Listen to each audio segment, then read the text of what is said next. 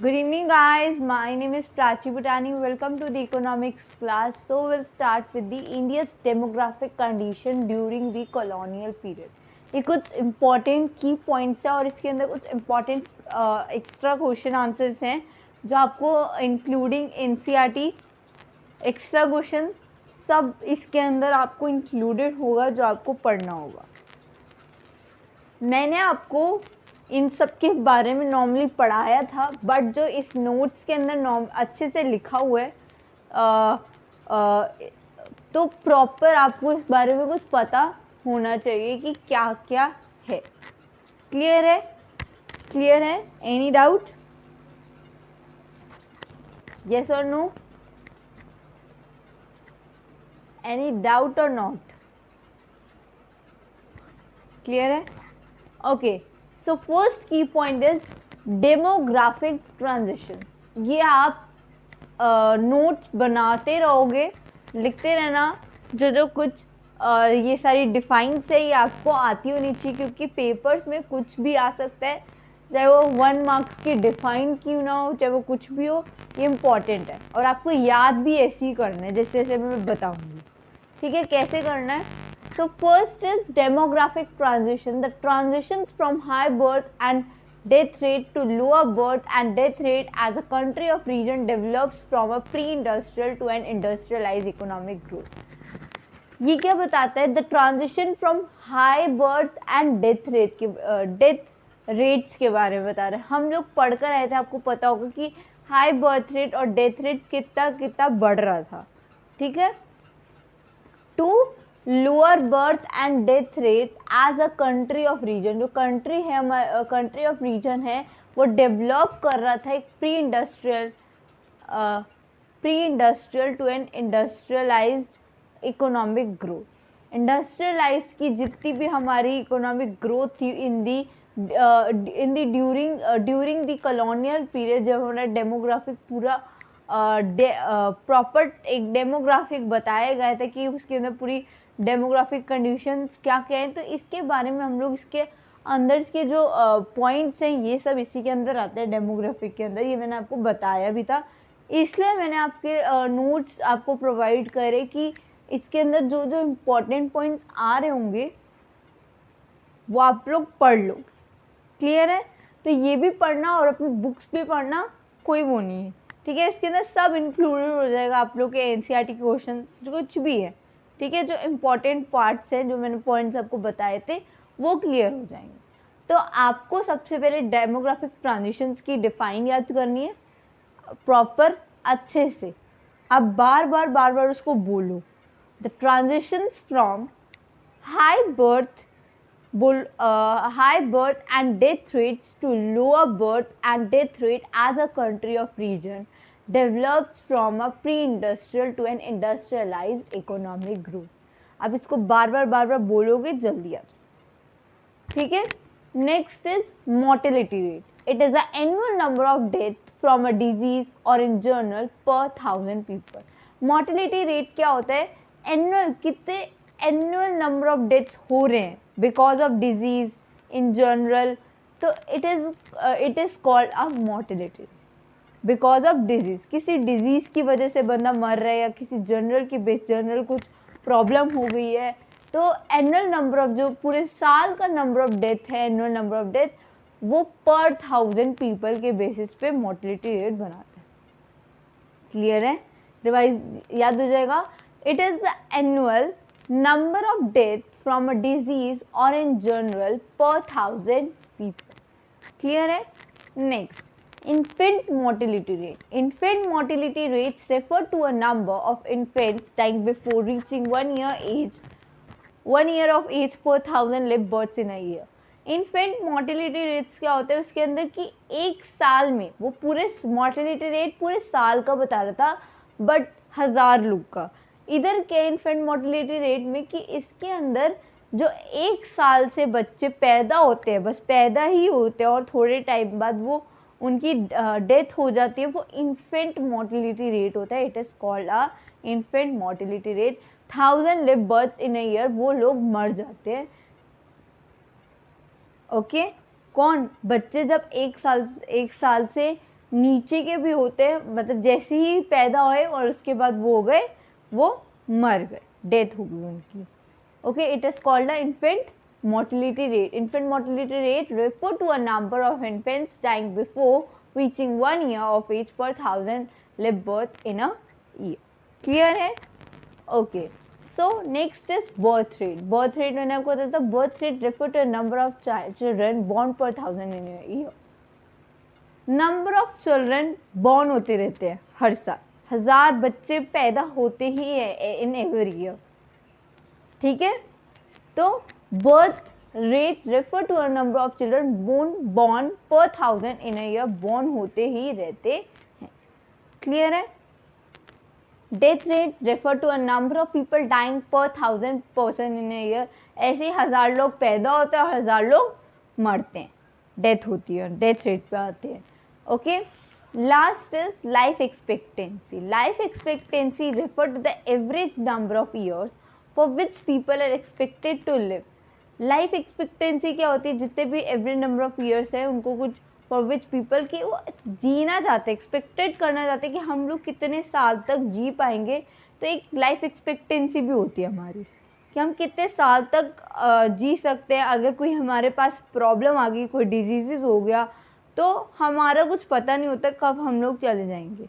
और अभी भी इस टाइम पे ऐसे ही कहते हैं कि लाइफ एक्सपेक्टेंसी यही है कि हम लोग एक्सपेक्ट करते रहते हैं कि हम लोग जीना चाहते हैं, बट वो सब डिपेंडेंट है गॉड के ऊपर, राइट. ये हमें नहीं पता कि हम लोग कब मरेंगे, हमारे पास कौन सी प्रॉब्लम, कौन सी डिजीजेज आएंगी, ये हमें नहीं पता.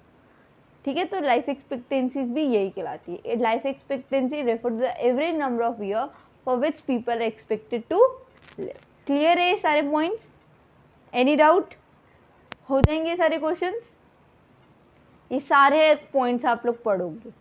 अब आते हैं नेक्स्ट. ये मैंने आपको पढ़ाया था, अब आप खुद बताओगे इसका आंसर क्या है. When was India first official census operation undertaken? Operation undertaken कब लिया जाता है? फर्स्ट ऑफिशियल कब लिया गया था? सेंसस याद करना. इंडिया फर्स्ट ऑफिशियली सेंसस कब लिया गया था? अंडरटेकन कब किया गया था? India first officially census operation was undertaken इन 1881. मैंने आपको पढ़ाया था, याद है? 1881 में कुछ फर्स्ट ऑफिशियली सेंसस लिए गए थे. Okay, next is 36, which is regarded as the defining year to mark the demographic transition from its first to second decisive stage. और ऐसे एक तो ये क्वेश्चन आ सकता है कि डेमोग्राफिक जो मैंने आपको बताया था फर्स्ट टू सेकेंड, उन्होंने एक डिसीजिव स्टेज लिया था. सेकेंड जो स्टेज उन्होंने फर्स्ट टू सेकेंड स्टेज पे उनके बीच में उन्होंने क्या किया था, ये याद है. ये आ सकता है which year is described as year of great divide. इसको हम लोग ईयर ऑफ ग्रेट डिवाइड बोलते हैं. कब स्टार्ट किया गया था ये? हम in 1921 regarded as a defining year. इसको डिफाइनिंग ईयर बोला गया तो mark the demographic transition from its first to second disease. यहाँ हम लोग इसको क्या बोलते हैं? Year of great divide. Year of great divide इसको हम लोगों ने ये कंसिडर किया था, राइट. Any doubt? अब इसी का एक क्वेश्चन आ रहा है, why is 1921 consider as the year of great divide. क्यों कंसिडर किया गया था ईयर ऑफ ग्रेट डिवाइड को 1921 में? क्यों किया गया था? तो ऐसे क्वेश्चन मैं देखो क्वेश्चन ही करवा रही हूँ इसके अंदर. अगर मैं आपको पूरा चैप्टर ही मानो कि आपका ये पूरा एक एक टॉपिक जो है वो इसके अंदर ही कुछ कुछ है. जो टॉपिक अलग से होंगे मैं अलग से समझा दूंगी, ठीक है. बट जो क्वेश्चंस इंपॉर्टेंट है ना वो मैंने तभी मैं इसी के अंदर से सारे टॉपिक कवर अप करूंगी इस नोट्स के अंदर से. So 1921 is consider as the year of great divide. इसको हम लोग ईयर ऑफ ग्रेट डिवाइड बोला गया था, राइट. यही बताया था. Before 1921 the population of India was fluctuating हो गई थी, increasing in one census and decreasing in other. एक तरफ से एक सेंसस बढ़ रहा था और दूसरी तरफ से डिक्रीजिंग हो रहा था दूसरी तरफ से census. After 1921 the population never decrease. 1921 के बाद हमारे जो इंडिया की पॉपुलेशन थी वो कभी भी डिक्रीज नहीं हुई, वो हमेशा क्या हो रही थी? इंक्रीज हो रही थी.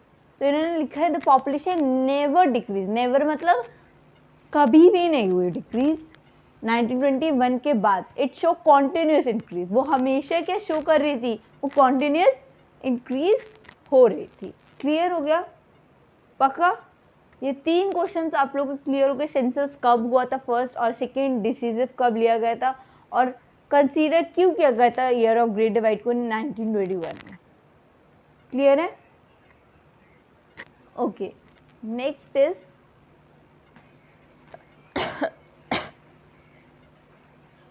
what was the literacy rate in India during the colonial period? colonial period में लिटरेसी लेवल कितना था?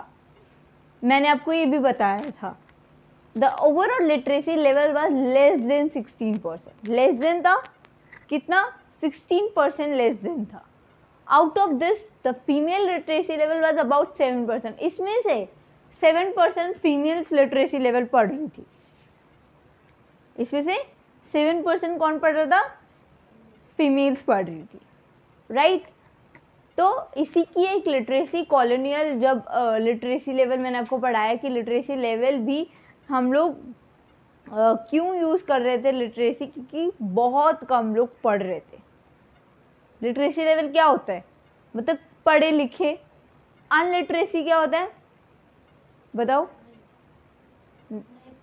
नहीं पढ़े लिखे। Very good. What was the infant mortality rate during the British rule? कब कितना infant mortality rate था ब्रिटिश रूल के टाइम पे? ये भी मैंने आपको बताया था। infant mortality rate की ड्यूरिंग कितना ब्रिटिश का वो था rate? About 218 per thousand. About the infant mortality rate was quite alarming था। About 218 पर 1000 के बेसिस पे इतना इन्फेंट मोर्टेलिटी मिल रही थी। क्लियर है? Okay, next is give a quantitative appraisal India's demographic profile during the colonial period. और ये क्वेश्चन आ सकता है, what were the demographic condition on the above of India, independence of India. तो इसके अंदर आपको यही सब बताना है जो अभी हम लोग स्टार्टिंग में पढ़कर आए थे। ये मैंने आपको सब पढ़ाया था, आपको याद हो। लो लेवल ऑफ लिटरेसी, बहुत कम पढ़े लिखे जिनकी सोसाइटी में बिल्कुल भी वैल्यू ना हो, ठीक है। हाई इन्फेंट मोर्टेलिटी, अभी मैंने बताया कितनी हाई हो जाती है हमारी इन्फेंट मोर्टेलिटी रेट। अभी हमने पढ़कर भी आते हैं कि मोर्टेलिटी रेट क्या होता है। लो लाइफ एक्सपेक्टेंसी, कम से कम हम कितना जी रहे, 44 year in contrast to present 68 years. Okay. Poor health facilities, बहुत गंदी मतलब इतनी गंदी फैसिलिटीज थी कि बंदा मर भी सकता था उस टाइम पे आकर, इसलिए जल्दी से जल्दी हमारी लो लाइफ एक्सपेक्टेंसी हो रही थी। अब तो हमें हर चीज़ की सर्विसेज हैं, हम लोग हॉस्पिटल जा सकते हैं, ठीक है, पर उस टाइम पे कोई फैसिलिटीज़ हमें प्रोवाइड नहीं हो रही थी। हम लोग ज़्यादा से ज़्यादा वाटर एयरबॉर्न डिजीज़ की वजह से, because due to airborne diseases and waterborne diseases, they were widespread, बहुत ज़्यादा स्प्रेड कर रहा था, ठीक है। एक्सटेंसिव पॉवर्टी, इसके अंदर ये भी आ सकता है पॉवर्टी, कि पॉवर्टी बहुत थी उस टाइम, लोग बहुत गरीब थे। पॉवर्टी मतलब पता है ना, इसका हम पूरा चैप्टर इस बुक पे पढ़ेंगे, मे बी इसी ईयर या नेक्स्ट ईयर पढ़ेंगे, बट आता है इसके अंदर चैप्टर पॉवर्टी। प्रॉपर पॉवर्टी की बहुत ड्यूरिंग द कॉलोनियल पीरियड हमारी जो प्रोफाइल थी इंडिया की, बहुत बहुत बहुत गरीबी थी उस टाइम, थी। से यस और नो, उस टाइम पे थी। ओके, सो यही आपके कुछ इंपॉर्टेंट क्वेश्चन हैं जो डेमोग्राफिक के हैं, और तो इसके अंदर कुछ नहीं आता, यही सब आ जाता है। लाइफ एक्सपेक्टेंसी कितने साल तक, अगर 1 मार्क्स में आ गया तो आप लिख सकते हो 44 year in contrast to present 68 year, ठीक है, आप ये बता सकते हो। और लोअर लेवल ऑफ लिटरेसी मैंने आपको बताया है 16 और 7% ओनली, और 218 पर 1000, ये आपको नंबर याद रख लेना। आपको ये पूरा क्वेश्चन आपको याद करना है। डेमोग्राफिक के बस इतने ही क्वेश्चंस थे, और आपने यही पढ़ने, हमने यही पढ़े थे नॉर्मली बुक से भी, यही है ना बुक के अंदर भी। ओके, अब आते हैं हम लोग नेक्स्ट टॉपिक पे। This is infrastructure development in India. Okay, so what do you mean by infrastructure? Infrastructure क्या है बताओ, आप लोग बताओगे, मैंने पढ़ाया हुआ है एक बार, मैं सिर्फ आपको इस चीज़ के लिए कॉन्सेप्ट दे रही हूँ कि आप ये लिख सकते हो, कि इसके अंदर थोड़ा आपको याद करना पड़ेगा क्योंकि थोड़ी थ्योरी है। ओके, सो अब बताओ इंफ्रास्ट्रक्चर क्या होता है, what do you mean by infrastructure? Infrastructure refer to the economic and social element. ठीक है, ये क्या होते हैं, एक इकोनॉमिक और सोशल एलिमेंट्स होते हैं which serve as a foundation for growth and development of a country. ये क्या करते हैं, फाउंडेशंस करती है ग्रोथ और डेवलपमेंट करने, ग्रोथ करती है और डेवलपमेंट करती है अपनी कंट्री को बढ़ाने के लिए। डेवलप करेंगे, ग्रोथ करेंगे, तभी हमारी कंट्री क्या हो पाएगी, बढ़ पाएगी, राइट? तो इंफ्रास्ट्रक्चर यही है, infrastructure refer to the economic and social element which serve as a foundation for growth and development of a country. अब नेक्स्ट क्वेश्चन आप लोग बताओगे, देखो, which basic infrastructure did develop under the colonial regime? बताओ इसके अंदर कौन कौन से, ये आपने सारे पढ़े थे लास्ट टाइम, कौन कौन से पढ़े थे कॉलोनियल रिगाइम में? Roads, railways, ports, water transport and post and telegraph, यही पढ़ा था, यही सब पढ़ा था। Okay, so roads, railway, ports, water transport, ये मैंने आपको सब पढ़ाया था, यही हमारे बेसिक इंफ्रास्ट्रक्चर हैं जो हमारे हेल्प करते हैं। कम्युनिकेशन भी था इसके अंदर, पोस्ट और टेलीग्राम के अंदर ही आ जाता है कम्युनिकेशन, क्योंकि पोस्ट करते थे, टेलीग्राम्स यूज करते थे, तो ये कम्युनिकेशंस के अंदर ही आ जाता है ये भी। ठीक है, next is what was the real motive of the British behind infrastructure development in India? British का क्या रियल मोटिव था behind the infrastructure development in India, कि जब वो लोग इंफ्रास्ट्रक्चर डेवलपमेंट कर रहे थे तो उनका बिहाइंड, उनके पीछे उनका क्या रीज़न था, उनका क्या मोटिव था, रियल मोटिव, वो बताना। तो इनका मोटिव ये था, real aim of British behind infrastructure development in India was to serve various colonial interest, ये कुछ कॉलोनियल इंटरेस्ट बना रहे थे, and not to provide basic amenities to the people, ये कुछ बेसिक एमिनिटीज प्रोवाइड नहीं कर रहे थे।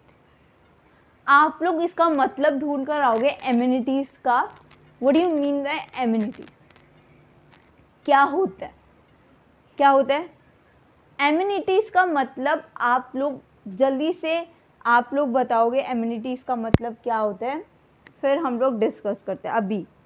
अभी बताओ आप लोग जल्दी से।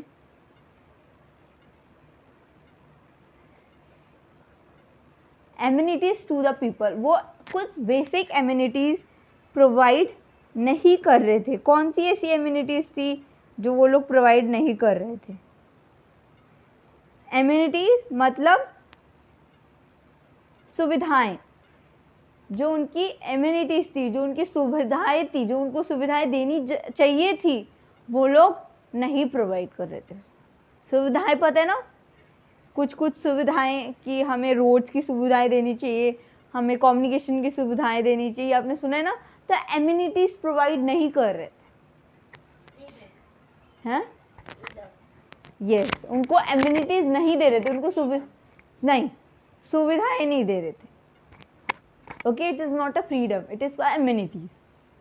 आपको रोड्स की सुविधाएं मिलती है, आपको कम्युनिकेशन की सुविधाएं मिलती हैं, जब आप बाहर जाते हो तो आपको कई चीज़ों की सुविधाएं मिलती है, एमिनिटीज प्रोवाइड की जाती हैं, तो वो उनको नहीं हो रही थी कुछ लोग को। Okay, next is what were the main purpose of British behind construction of roads in India? ये मैंने आपको बताया था कि इनका मेन पर्पस क्या था। Purpose of construction of roads in India, mobilising the army within India, mobilising करना शुरू कर देते थे, एक जगह से दूसरी जगह को एक मूवमेंट कर रहे थे आर्मी के लोग।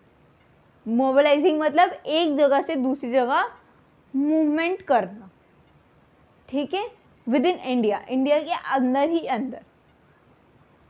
drawing out raw material from the countryside to nearest railway station or port to send this to England or other foreign destination। इन्होंने कुछ एक raw material proper country side जो था बिल्कुल पास में जो रेलवे स्टेशन था उनका, उनको वो पोर्ट्स, उनको जो उनके पोर्ट्स लिखे जाते थे उस टाइम पे, वो इंग्लैंड को और जितने भी फॉरेन डेस्टिनेशंस को वो लोग प्रोवाइड लिख कर दे भेजे जा रहे थे, ताकि जितने भी हमारे रॉ मटेरियल से वो उन्हीं की तरफ जा रहे थे, बल्कि इंडिया में कुछ उनको फ़ायदा। ब्रिटिश सबसे ज़्यादा यही कर रहे थे कि वो सारा का सारा पर्पस अपने ऊपर ले, मतलब सारा का सारा जितना भी वो थी, कोई अच्छाई थी, वो सारी की सारी कौन ले रही थी? ब्रिटिश ले। क्लियर है? Okay. When did the British introduce the railway in India? 1850 में इन्होंने रेलवे को स्टार्ट किया गया था, 1850 में, ये आपको याद करना है। When was the first railway bridge link Bombay to Thane? Bombay to Thane में एक रेलवे ब्रिज इन्होंने कनेक्ट लिंक बनाया था कि बॉम्बे से आप थाने तक जा सकते हो। तो कब हुआ था? 1854 में। रेलवे आई थी 1850 में और 1854 में हमारा रेलवे ब्रिज रेडी था। Okay. Dash is one of the main positive contribution made by British in India. इन्होंने मेन पॉजिटिव कंट्रीब्यूशन सबसे ज़्यादा रेलवेज पे ही लगाया था, क्योंकि हमें ईजिली हो रहा था कि हम लोग इधर से उधर सामान आसानी से भेज सकते। ठीक है। What was the purpose of British behind the introduction of the expensive system of electric telegraph in India? इन्होंने ऐसा कौन सा पर्पस था कि वो इंट्रोडक्शन जो इलेक्ट्रिक टेलीग्राफ जो यूज़ कर रहे थे इंडिया में, वो कैसे यूज़ कर रहे थे?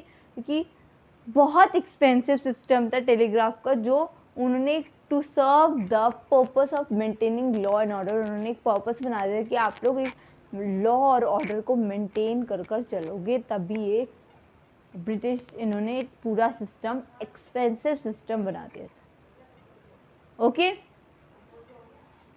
Next is what objective did the British intend to achieve through the policy of infrastructure development in India? इन्होंने कुछ एम बनाए थे। The real aim of British behind infrastructure development in India, such as railway, ports, water transport, posts, telegraphs, consists of various colonial interests and not to provide basic amenities to the people, जो उनको नहीं दी जा रही थी। ये भी मैंने आपको बताए थे।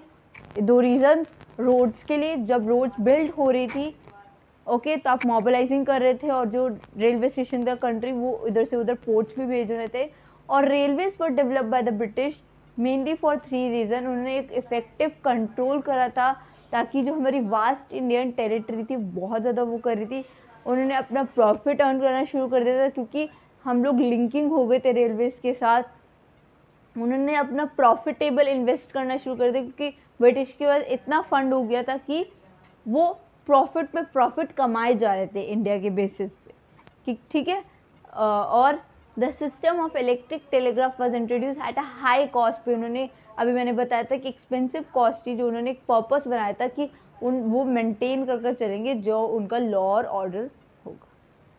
क्लियर है? ये बहुत इंपॉर्टेंट है, क्वेश्चन आ सकता है आपका।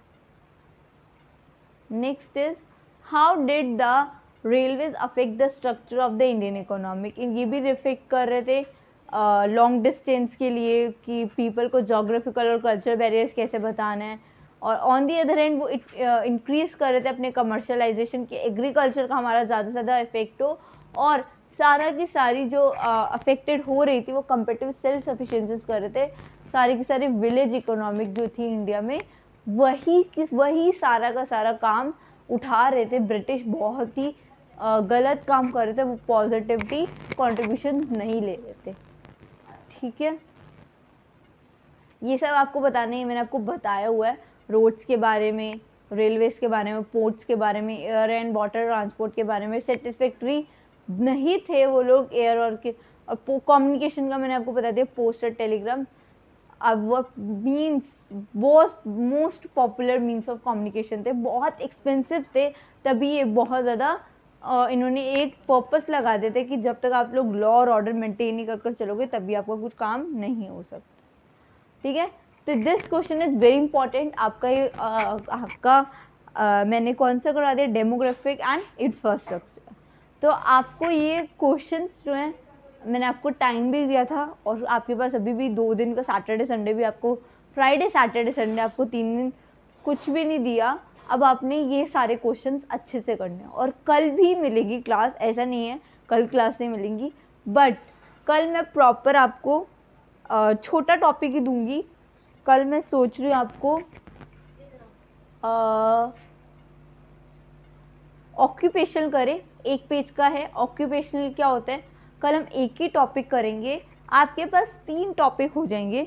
अगर मे बी आपको थर्सडे फ्राइडे सैटरडे क्लास नहीं मिलती है, वैसे नहीं मिलेगी क्योंकि I am busy on these days, okay, तो मैं उन डेज पे बिजी हूँ। थर्सडे फ्राइडे सैटरडे अगर आपको क्लास नहीं मिलेगी तो आपको ये वेडनेसडे तक जितना मैं करवाऊंगी आपको उन 3 डेज में आपको रिवाइज करना है।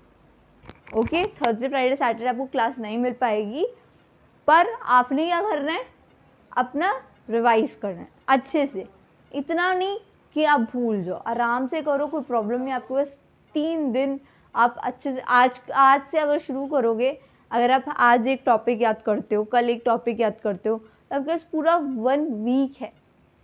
मैं संडे को नेक्स्ट वीडियो, आप वेडनेसडे के बाद मैं आपको संडे को करवाऊंगी। कल का आपका ऑक्यूपेशन, परसों को मैं फॉरेन ट्रेड देख लूँगी, और फिर आपके उसके बाद मे बी 2 टॉपिक और रह जाएंगे। इंफ्रास्ट्रक्चर ऑक्यूपेशन के बाद, फॉरेन के बाद मे बी आपका रह जाएगा फॉरेन, आपका इंडस्ट्रियल और एग्रीकल्चर सेक्टर है। ओके, और जो छोटे छोटे क्वेश्चंस और होंगे, नेशनल इनकम मैंने आपको उसका बताया था, on the F of starting question होंगे, वो हम लोग बाद में रिवाइज कर लेंगे। बट जो बड़े बड़े क्वेश्चंस हैं वो आप रिवाइज करना शुरू कर दो। आज के भी आपका होमवर्क यही है, डेमोग्राफिक का क्वेश्चन नंबर जो मैंने आपको 40, वो आपको लॉन्ग क्वेश्चन जो है वो करना है। बाकी सारे तो आपके पास शॉर्ट है, वो तो हो जाएंगे, उसको ज़्यादा टाइम मत देना, ठीक है। वो एक दिन में कब एक क्वेश्चन है, आपको लॉन्ग जो याद करना है, क्वेश्चन नंबर 40, क्लियर है। और डेमो इंफ्रास्ट्रक्चर का क्वेश्चन नंबर 53, 54, 55, ये तीनों क्वेश्चन आपके, मतलब आपको 4 लॉन्ग क्वेश्चन करने, बाकी आपके पास सारे शॉर्ट्स हैं, क्लियर है। ये आपको 4 के 4 अच्छे से कर लो, कोई इंपॉर्टेंट नहीं है, बहुत इंपॉर्टेंट क्वेश्चन है, आराम से करो, कोई जल्दबाजी मत करना। शॉर्ट क्वेश्चन आप करते रहो रिवाइज, बट लॉन्ग क्वेश्चन बार बार रिवाइज करो रेगुलर। ओके, सो अब हम लोग we will meet on tomorrow. Okay, so we will meet tomorrow on the next topic is occupational structure during the colonial period. Okay, so guys, please like, share, subscribe my video, and thank you so much all of you. Bye. Thank you.